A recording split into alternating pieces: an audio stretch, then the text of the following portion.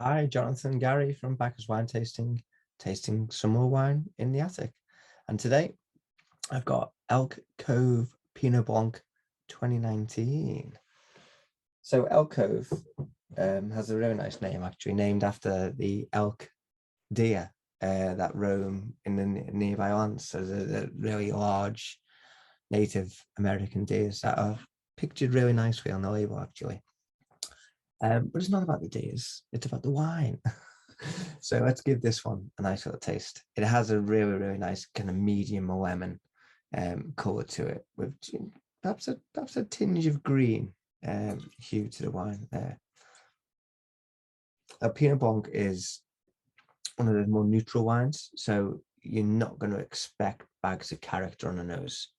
And this is, kind of somewhat restrained in that respect, but in no kind of like surprising way. It does, if you get your nose fully in it, it does give some nice citrus tones, lime in particular. You can tell straight away that this wine is all about its minerality.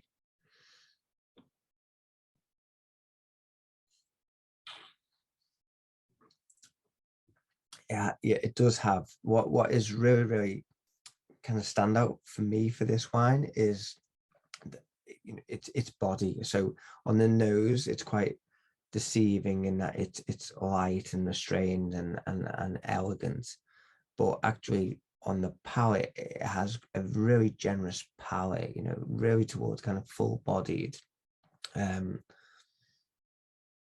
It does have that nice chalky minerality to it, so it kind of gives that nice layer dimension that is quite generous. Actually, it has not a long finish, but it has a nice finish for this style of wine. Those citrus notes come through more and develop into a stone fruit-esque, which kind of lends itself quite nicely to that rounded body on the wine as well. Elk Cove as an estate is really, really one to watch out for.